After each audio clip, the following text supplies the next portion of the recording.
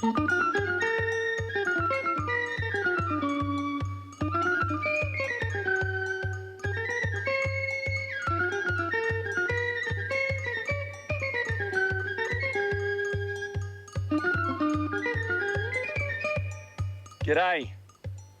I'm Malcolm Douglas. This scene illustrates what this journey is all about. Survival in the outback. One mistake in this country and you're dead. During the summer, the daily temperatures often exceed 50 degrees Celsius, and it's now November, one of the hottest months of the year. And I'm going to travel right across Australia, negotiating some of the most isolated tracks so I can show you many of the survival skills that I've learned in my 30 years travelling the outback. On a long trip, I need a really solid trailer to carry all my extra fuel, extra food, spares, oil, diesel, general gear, and the most important thing, of course, is all my extra water. I've got some of the water in metal containers, and I've got some in very heavy-duty plastic containers. Righto, Boss Bonnie, let's go. Come on.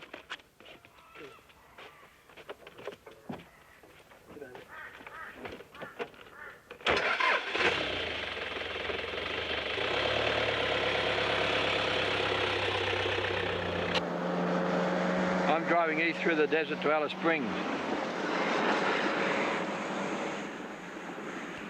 Marble Bar is accepted as the hottest town in Australia. In a survival situation, what you really need is water.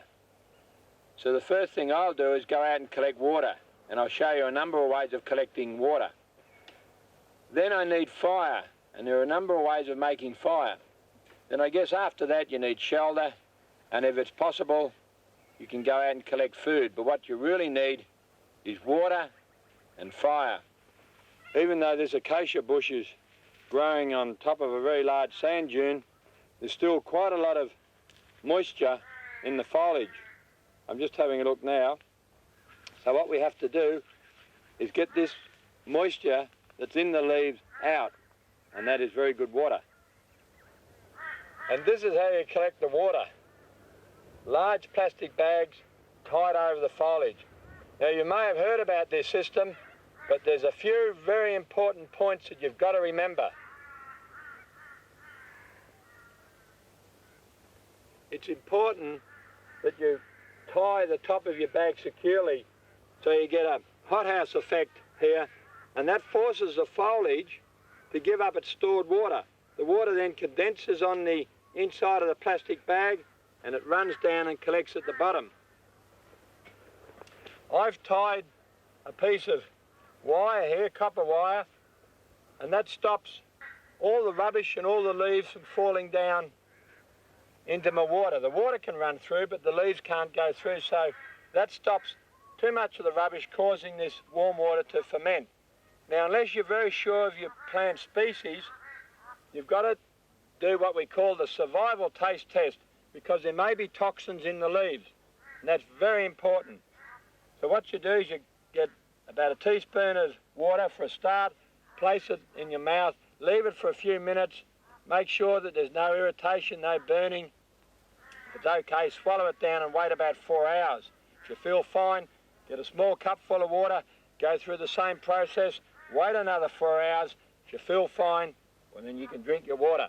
Now, you don't want to take this plastic bag off every time, so what I do, I come out in the bush with meters of plastic hose. So when I tie the bag onto the foliage, I run the hose down into this water, so when I want to collect it, it's just a matter of siphoning it out. Now I've dug a fair-sized hole here in the sand dune, and this is another good way of collecting water, although it probably uses up a fair bit of energy. So if you want to do this, make sure in a survival situation you do it at night or in the cool of the morning. Once I've got my hole dug and I've collected my vegetation, I place all the foliage down in the hole. with all the vegetation in place, I can now place this pot in the centre of the hole, and I've got my piece of tubing so I can siphon out the water later on. All I have to do now is cover this hole with a large sheeting of plastic. Now the plastic's very easy to carry in the bush. So before you go away, just buy some and keep it stored in the vehicle. And we just have to seal that round there, like that. All you need now is a rock, and you place it over the centre of the billy can, and make sure that is the last point on the plastic. So the water will run down the inside of the plastic, hit the last point, and it will dribble down into the billy can. So I'll leave that till the end of the day, and we'll come back and have a look at it. But now I'm going to go off and make some fire. There are a number of ways of making fire in the bush. The first one is where you get your long shaft and a piece of softwood, which I've got here, and you turn it like so. Now, that takes a lot of practice. You've got to be very experienced to do that. So there's an easier way of turning your vertical shaft, and I'll show you. I've made myself a bow. See, just a piece of green timber here that's flexible, and I've run a piece of nylon fishing line from the top to the bottom.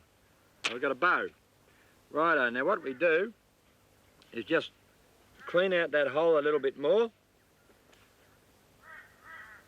The secret ingredients, the dry rabbit dung. Drop that in the hole. Righto, now get our grass ready here to catch the embers. Now what you do is you grab your bow and you put a twist in the nylon line like that. So I'm now holding the vertical shaft, and we place it in the hole. Now what I've done is cut myself a piece of timber, and with my knife I've made a hole in the top of it. So that fits over there, and we can hold it, and now we just use the bow to turn the vertical shaft. And this still takes a lot of practice, but it's a lot easier.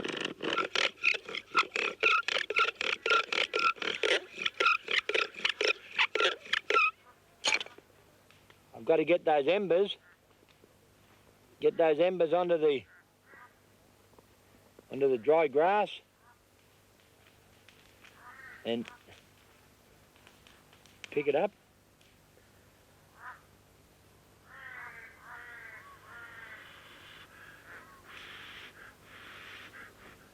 There we are.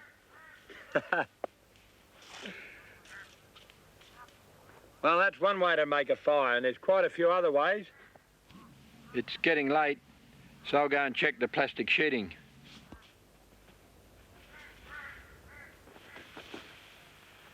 I've had this plastic over the hole now for about 6 hours, and I could leave it for another 24 hours, but let's just have a look and see how much water that we've gathered. So it's just a matter of pulling the plastic back, and I don't want to get it in my water.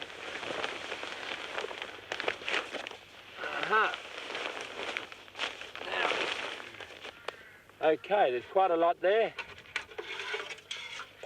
Normally, if I wanted to keep it working, I would siphon this water out, but we'll just have a look how much I've got. There's quite a bit there. There's about 2 large cupfuls. That's not too bad in 6 hours. So if you had 2 or 3 of these holes working and about 10 foliage bags, it would probably give you just enough water to sustain life, because on a very hot day, you need a minimum of 5 litres of water just to keep going.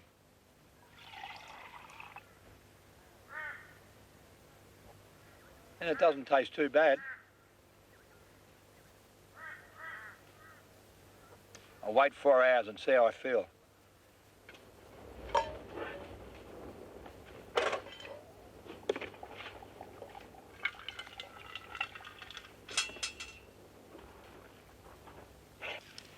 Now there's one other way of making a fire. It's very quick, it's very easy, providing you've got your vehicle nearby. Now, just get our dry grass and kindling ready. Now it's just a matter of getting the battery from under the bonnet or with the Land Rover under the front seat. Now, just put the battery down there. Now, all you need is a bit of wire or plenty of tools and short across the terminals. And of course you need a little bit of fuel. This is petrol that I'm using for our generator. Just get rid of that right over there, of course. Now just take our little bit of wire onto the positive. Just hold the rag with the petrol on it right there and just short it on the, and there we are. Get the battery out of the way. Instant fire. Now you can rub wood together, you can use your battery out of your car. But one of the most reliable ways of making a fire out in the bush is right here in my little billy can. See, it doesn't even matter if it gets wet. I've been carrying this around for probably 20 years. Now, providing there's a bit of sun, and you know what it is, I guess, by now, it's a magnifying glass. Just look after it, and if you haven't got one in the bush and you've got a camera and you're really desperate, well, you can always take the lens out of your camera and use that to start a fire. And this works very efficiently and very quickly. See, I just hold it there, concentrate the sun's rays, and it's smoking well already.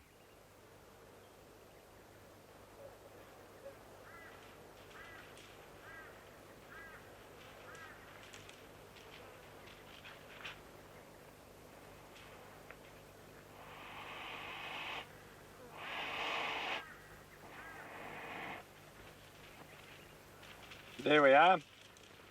So, when you go out in the bush, make sure you take your little magnifying glass.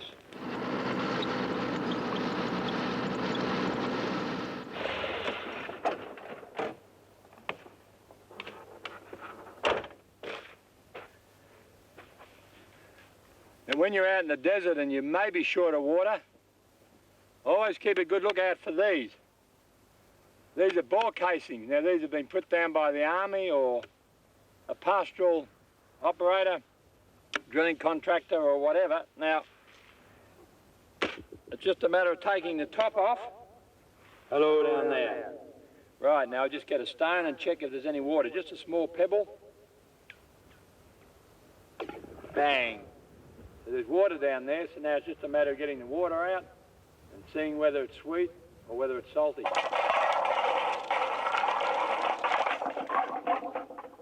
There she is, water. Here we are. Got a good bite down there. You can see there's water. It's certainly not salty. It's like fresh mountain water. It's beautifully sweet, no salt in it whatsoever. So watch out for these. These boars could save your life out here. Good dog.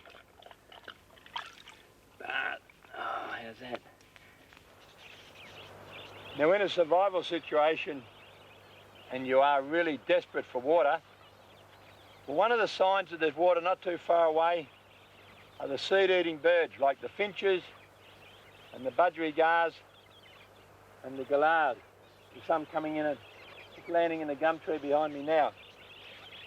Now these seed-eating birds need water every day, so once you spot them flocking around, just observe which direction they go and where they land, because you can be pretty sure that they know where the water is. So just keep an eye on them and follow them up. And this is where the birds have been coming in. You can see here, this small finch has come right in next to me, and because he's so distressed and so thirsty in the heat, if I don't move, he's not taking any notice of me whatsoever. Just let him go down. There he is. No, he's not too sure about going in. Now this small well has been cleaned out by a mining company. Originally, I say it was a native well, an Aboriginal well. But one of the problems of finding these wells in the hot weather is all the dead birds in them. And you have to boil the water and do quite a bit of work on the water before you could drink it. Got these little budgies here, look at them, poor little things. 1, 2, oops, he's gone back in. Come on, mate. Come out of there. And down here we've got all these dead finches, dozens of them.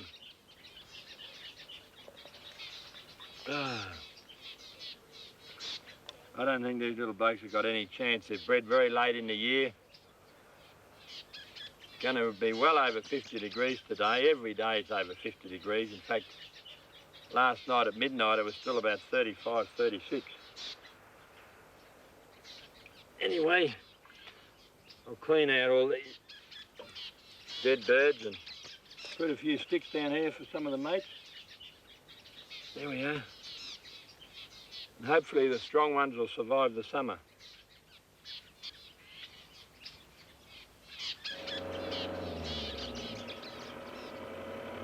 I'm now heading for Kirakara, one of the remotest Aboriginal communities in Australia. I want to call in and see my old mate, Jabanati. Hello, Jabanati. How are you? How things? Yeah? All right? Yeah. You want to show me that, cooking that corn here or that longara? And smash him up? Cooking up? Yeah. Yeah. Okay, yeah.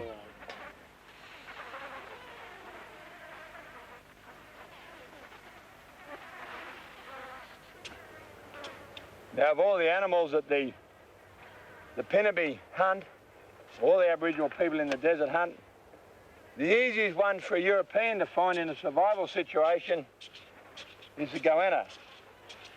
You can find the hole, and if it's a fresh hole, you can see where the goanna's been digging, and you can see the track. Hey, Jabanati? Yeah. This is the track. Yo. You hey. Come up here. Now he's used a spear to prod around, and he found where, got the spear, they do a lot of prodding like this, where it's hard, and where it's soft, as you know, that there's a good chance that he's located the burrow, because the goanna won't be at the front here. He could be close up, or he could be metres away. You got him? Yeah. You got him? Yo. You've got him already. Now, when you put your hand down a goanna hole, don't be deterred. Or don't worry, you think he's going to bite you, because he always keeps his head down. You notice how he's hanging on there? Jabanati's going to pull him out. And of course, the first thing they do when they pull them out is kill them, because they don't want them to run away. Now, what I want to do is show you how they cook these goannas, because they don't waste any moisture. So now we're going make him fry and cook him up. You wait. Now what Jabanati's going to do is make a fire the traditional way to cook the goanna. We've got a very soft piece of wood here, cork wood, and he's got the edge of his woomera. You've got to get this hard edge and rub it into the soft wood. Okay? Yeah. You ain't. Righto. I've got to hold him.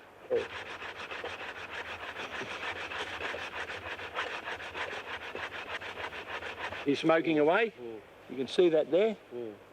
Righto, now we tip it onto the dry grass. That's him. That's him. Hold him up. Now it's just a matter of holding it there for a few seconds. You can see it smoking there really well. Yeah. There he is. Hey, that took about 30 seconds. So it's not hard to get a fire going out here if you know what you're doing. Now what he's doing is pulling out the intestines, but he doesn't cut the animal in any way, and this keeps all the moisture in the goanna as it cooks. Now the way to cook these goannas is to put them on the coals just for a minute or two. Don't leave it there too long. So what the skin does is hold all the moisture in, like an aluminium foil.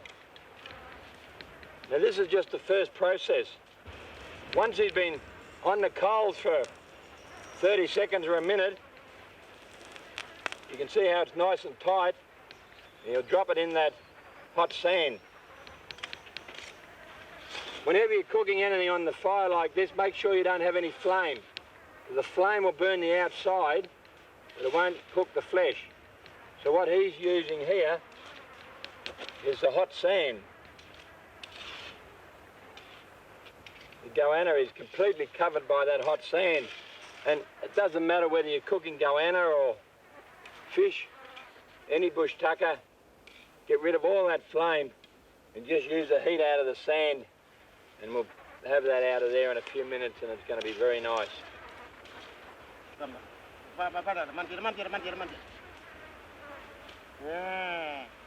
The Aboriginal people never overcook their food. It's only been in there for about 3 or 4 minutes, and you can see how that skin has kept all the juices in, and as I said earlier, it's like an aluminium foil. It's pretty hot. Clean him off. And this is very important because he doesn't want to waste any of the juices around the last of the guts there. Now, just before you go, Jabanati, oh, he wants to get that hot juice out. He's drunk half of it, see in here, all that juice? And that's the reason you've got to be very careful that you don't break the skin as you cook it and you don't overcook it. Because in a survival situation, that moisture can give you a lot of energy. I'm not going to get any of this goanna. What about me? This poor gut out. No, this tail part. Now, break him open. Now I can skin it. Now, this meat is full of juice. You can see how white it is. Look, beautiful. You don't want to kill these things unless you really have to, because most of them are protected, but if you're desperate for feed, I'm sure no one would mind if you grabbed yourself a goanna or two. Don't worry about what it looks like, because it tastes really good. Bala. Bala. It's actually more moist than young chicken, and it's quite a bit sweeter. You can see that beautiful meat there, look.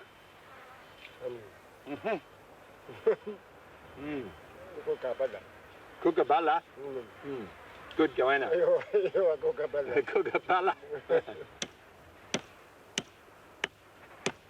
Another little survival trick is not to waste any of the bone or the skin. And Jabanati is pounding it all up into a paste. It was only up to a few years ago, when he was still living north of here at Lake Mackay, that they would never waste anything. You see how it's all smashed up there now, and it's just a pulp, and now he can eat it. I prefer it without the sand. It's still pretty good.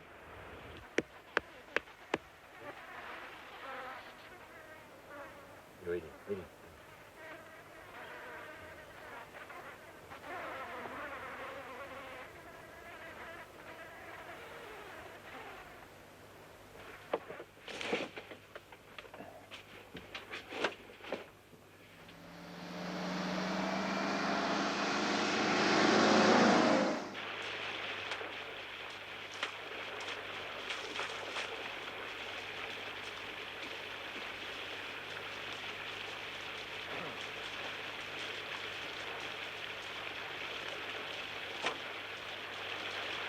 Often in the outback of Australia, you come upon these bores, a lot of water running out. Now these are artesian bores, and the water is usually quite hot, and it's normally too salty for humans to drink. So what I have to do is convert this salty water into water that I can drink.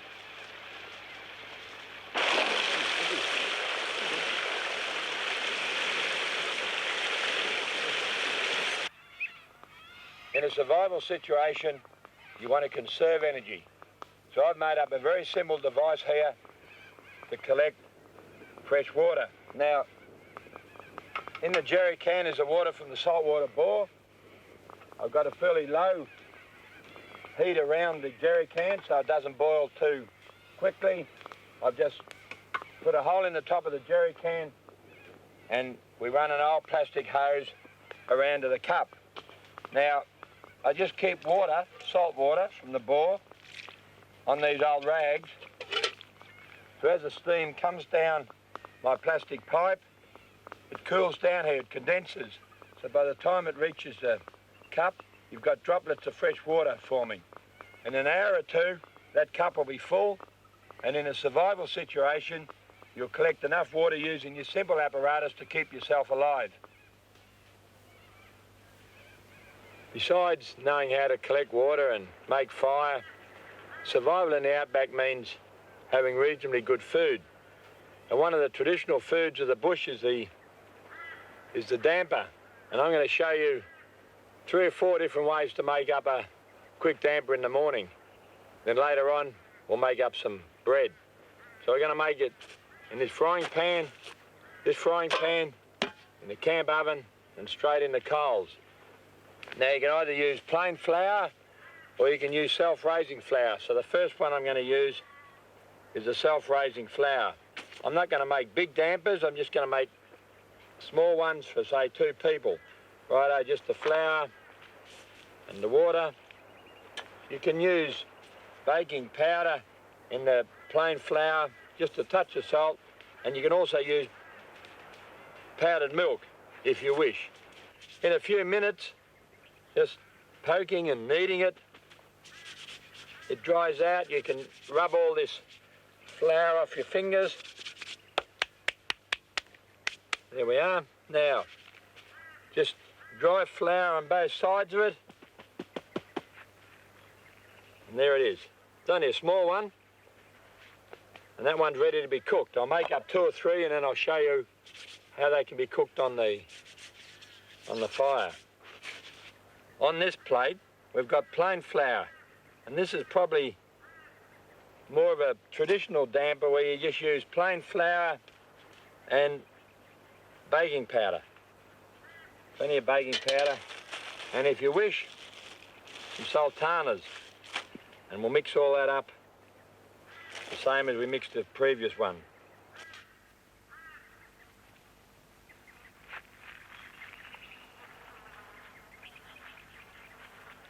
Now I've made up the mixtures for the 4 different types of damper here in front of me. The first one I'm going to cook is the one in the camp oven. Now I've dug myself a hole and, oops, what I'll do is that's a bit hot, get that camp oven down in the hole, just put a few coals in, drop your damper in, there we are, a hot lid, put the lid on, and hot sand around it, a couple of coals on the top, and that one will cook in there.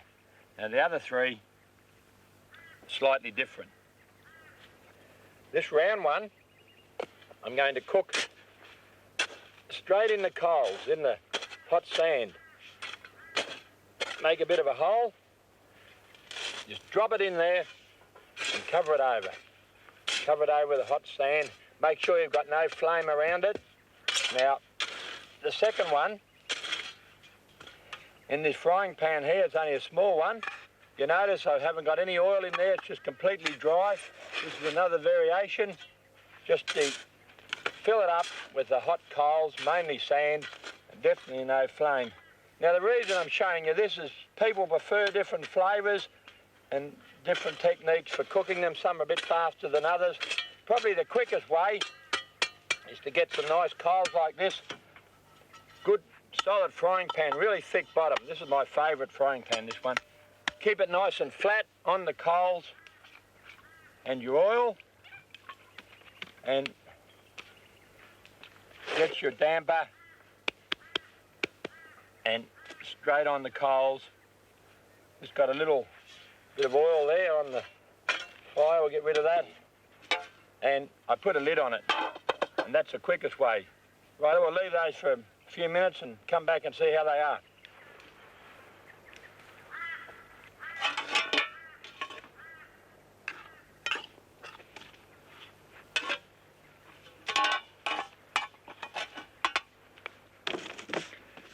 I'm just making up some bread while the damper is cooking on the coals there. Now this is a very basic recipe for the bush. It's just plain flour, bit of salt, dry yeast, bit of oil, touch of sugar, warm water and flour. Mix it in a bowl, and then I'm kneading it up now for about 10 minutes, and then I'll put it in the bowl and let it rise, push it down again, let it rise up again, straight into the camp oven, and we'll have some good bread.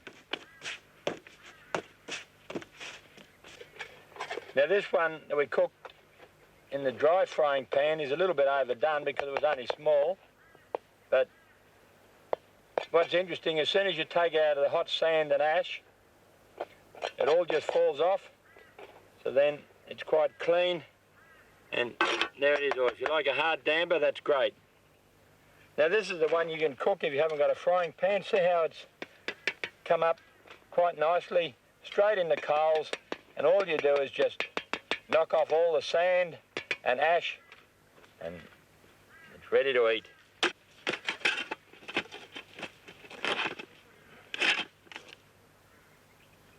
This one was cooked in the oil, and it'll have quite a distinct taste, and of course it's got quite a different colour. Put him over there next to the other one.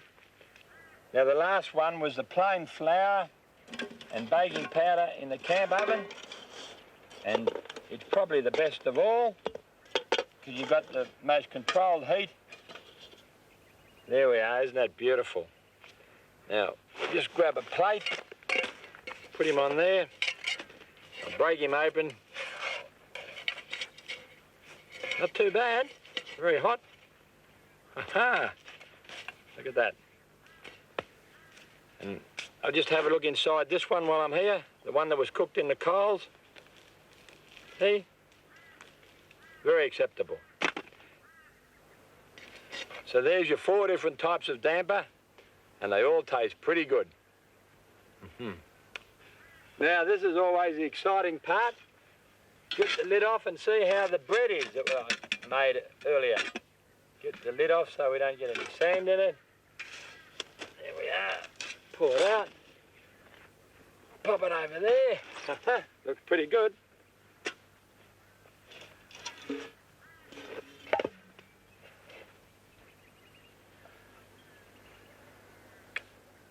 Not a bad loaf of bread.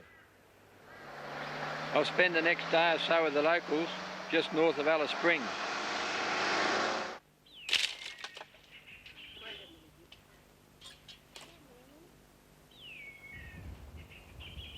One of the most intriguing and interesting bush foods in Central Australia is the honey ant. Now, the honey ant is very hard to find. The Aboriginal people walk around in the mulga country. You only find the honey ant in the mulga country, and they see this small ant. There's one on me now that's got the little yellow abdomen. And they find the hole and they dig down quite a way. Because it's a dry season, very little rain, they're going down a long way, and I think she's just about located the first of these ants. She's down about 1 metre. You find any? Yeah. The honey ants spend all their life suspended from the ceiling in chambers right down in the ground there. And the workers, they gather a honeydew from a scaled insect, and they take it down and they feed it to the honey ants. Now this guarantees a supply of food for the colony in times of drought. In other words, the colony can milk the honey ants and get a meal in a poor season. They are so sweet, I don't think I could eat more than about half a dozen of these. First 2 or 3 are really beautiful. You can see how hard these people have to work. Poor Dara is now virtually out of sight. Hey, you got any more? He's really into it now. We've got about 50 here. You got some more down there? Well, 2 hours work and here's morning smoko.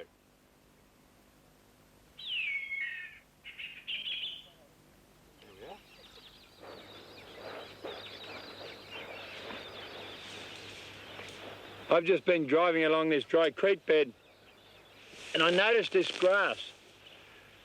See how green and lush it is? Now, if that grass was really dry and burnt off, it'd be a waste of time looking for water around here, but because that grass is so green, I'd say under here, not too far down's water. So let's have a look. Get rid of this hot, dry sand. Now look at that, I've only gone down about 20 or 30 centimetres already into the cool, moist sand. Now let's see how far we can go down and see if we can actually find some water. I'm at arm's length now, and there's quite a bit of water down here.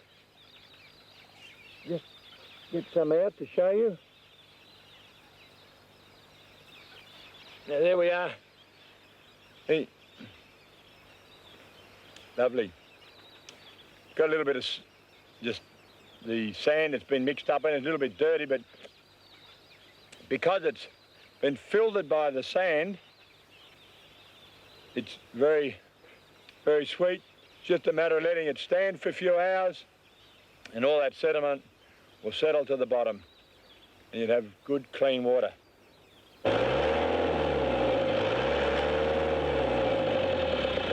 This often happens when you get in a sand bog. People get frustrated, instead of stopping, they keep spinning that tyre. And the more you spin the tyre, the lower you go down, and you end up with your diff housing bearing right down in the sand. And once the diff housing goes down in the sand, there's no way you can get out unless you stop and you lift the whole vehicle up. Now, it's often very hard to get a jack under here because the sand is so loose and the jack's likely to fall over. And I've gone down so far now that I can't get a jack under there. But I can use this. And this is quite an intriguing piece of equipment. I run that hose around to the exhaust and I get this bag. It's called a power jack. I get this under a firm spot and I'm going to lift that vehicle right up out of the sand. Now that the bag's in position, it's just a matter of using the exhaust gases to lift the vehicle out of the sand bog. So I just idle it.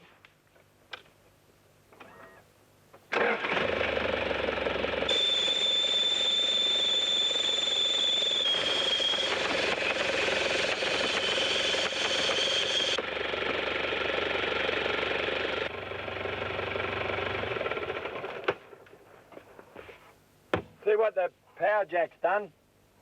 Lifted the vehicle right up. We've got this wheel that was well and truly in the sand. Is now 30 centimetres out of the sand, so all I have to do is pack some branches or wood or matting, whatever I can find under there, let it down and keep moving.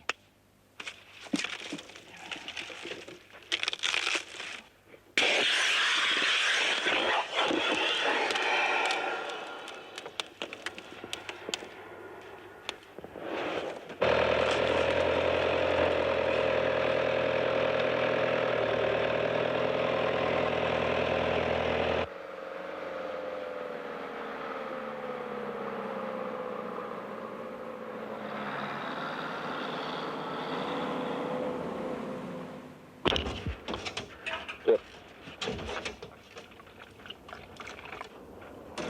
Bath. Bath. How's that? Huh? Come on. Bath. I've been hoping that there may still be some water in Lake Eyre, but here near the track, it's just a huge expanse of salt. I'm now heading east towards the Strzelecki track. It's spectacular country, but you wouldn't last long out here without water.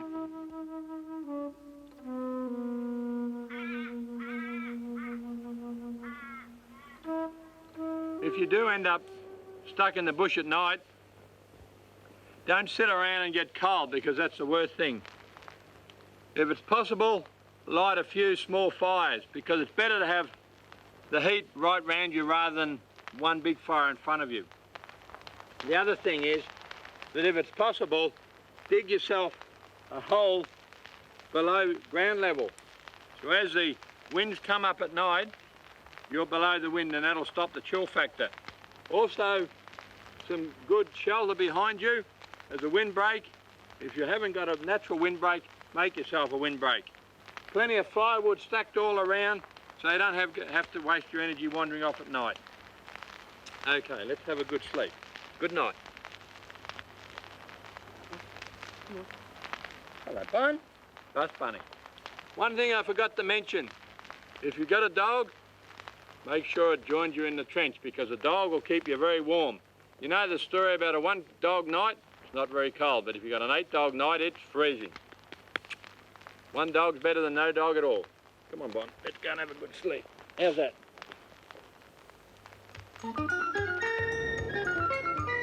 In part 2 of Survival in the Outback with Malcolm Douglas, the journey continues into South Australia, where heavy rains test Malcolm's survival skills.